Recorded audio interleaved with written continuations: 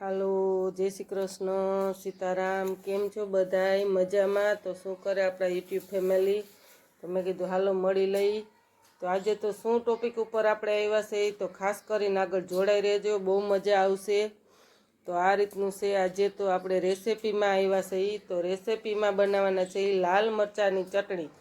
તો લાલ મરચાં ધોઈને કમ્પ્લીટ સૂકવીને પછી જ આપણે મળ્યા છે. તો ખાસ કરીને આગળ જોડાઈ રહેજો. આપણા મરચાં પણ સરસ સુકાઈ ગયા છે. તો આ જ રીતના આપણે પાણી જરાય નહીં રહેવા દેવાનું. આ રીતના શેકીને હવે આપણે ઢોકરિયામાં પાણી મૂકીને ગરમ થઈ જાય એટલે બાફા મૂકી દઈ અને 10 મિનિટ બફાવા દેશું અને ઢાંકણ પેક કરી દઈ. તો ખાસ કરીને આગળ જોડાઈ રહેજો. તો જો આ રીતના આપણે બાફા મૂકી દઈશું વરાળે. તો બફાઈ જાય એટલે તમને આગળ મળશું. 10 મિનિટ બફાવા દેશું. ત્યાં સુધી આપણે ઢાંકણ પેક કરીને આગળ જોડાઈ રહેજો. તો હાલો વચ્ચે વચ્ચે તમને બતાવતા જાશું બફાણા. તો હજી બહુ જોઈએ એવા નથી બફાણા, તો જરાક ઢાંકણ ઢાંકી દઈ. તો હવે 10 મિનિટ થઈ ગઈ છે. સરસ બફાઈ ગયા એવું લાગે છે. તમને બતાવું ચાકુ લઈ. તો જો મસ્ત બફાઈ ગયા છે. તો આ રીતના આપણે યુટ્યુબ ફેમિલીને મેં કીધું હાલો મળી લઈ, બતાવીએ. તમે પણ એક વખત આ રીતના બનાવજો. ખાસ કરીને કહેજો કે ના મસ્ત ચટણી બની છે. પરોઠા, થેપલા એ રીતની ફેરી તો બહુ જ આ સોસ પડે છે લાલ મરચાંનો. તો તેમાં તમે લીંબુ પણ નહીં ઉમેરી શકો સાસણીમાં. તો જો આ રીતના આપણે ડીંડલા તોડીને મિક્સરના પોલામાં આપણે ભરીને ક્રશ કરી નાખશું. તો ખાસ કરીને આગળ જોડાઈ રહેજો.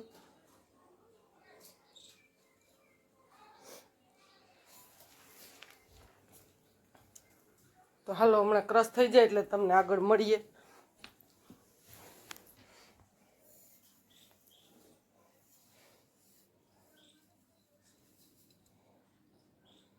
તો હાલો તમને મિક્સરમાં પીલીને પછી જ મળશું આગળ.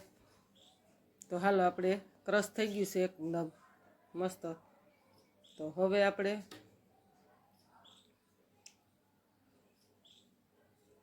ઠામમાં હલવાઈમાં હલવી નાખીએ. તો જો આ રીતનું આપણે સોસ કરીને પછી તેમાં હવે 1.25 ચમચી જેટલું નિમક ઉમેરી દેશું અને તેમાં હવે 100 ગ્રામ જેટલી ખાંડ ઉમેરી દેશું. 2.5 લાલ મરચાં હતા તો 100 ગ્રામ ખાંડ ઉમેરી આપણે, એટલે બહુ સરસ માપે જ થાય. તો હાલો હવે આપણે સહેજ પાણી નાખશું. આપણે મિક્સરમાં પોવાયેલામાં છોટ્યું એ બધું, એટલે જરાક 2 ચમચી પાણી નાખશું એટલે સરસ ખાંડ ઓગળી જાય. એકદમ સરસ સાસણી પણ આવી જાય. બહુ નહીં, એક અમસ્તું એટલું જ. તો હાલો આ રીતના આપણે હલાવ્યા કરશું. તો સરસ એકદમ મસ્ત થઈ ગયું છે ઘાટું. તો હવે સેજ માંડ્યું છે ઘાટું થવા. તો હજી પણ આપણે સોડવશું જ, બહુ ઘાટુંય નહીં અને બહુ વાસોય નહીં. એ રીતનું સેજ પાણી ભરી જાય ત્યાં સુધી આપણે ફેરવા કરશું, હલાવ્યા રાખવાનું એટલે નીચે ચોટે નહીં.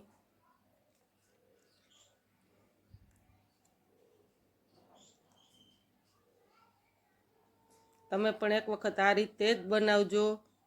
ખાસ કરીને અને કોઈ બનાવતા હોય તો ખાસ કરીને કમેન્ટ કરજો કે અમે પણ આ જ રીતની બનાવીએ છીએ.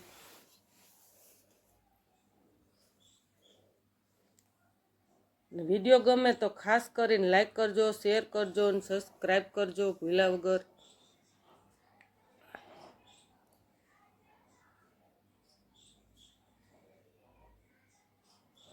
તો હાલો હવે આપણે જાજી વાર નથી, બહુ ઘાટી નહીં કરીએ, માપે માપે કરશું. તો આ એકદમ આ જ રીતે આપણે હલાવ્યા કરશું.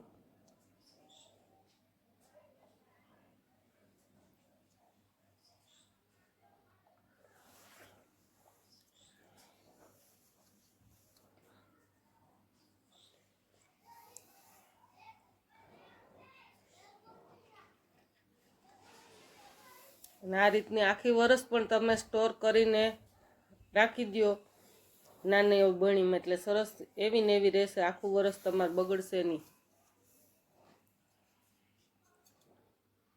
હું દર વખતે આ જ રીતે કરું છું, કોઈ વરસ બગડી નથી આપણી ચટણીનો સ્ટોર કરી.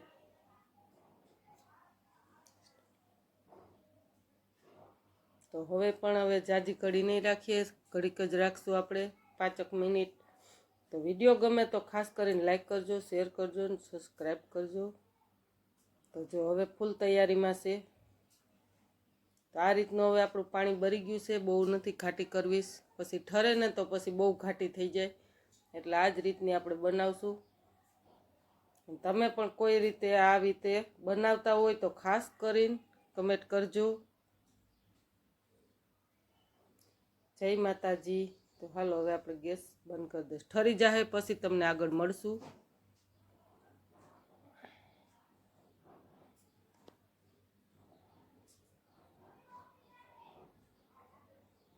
તો આપણે 2 કલાક ઠરવા દેશું તો એકદમ હાવ ઠરી જાય, તો સેજ ઘાટી થઈ જાય.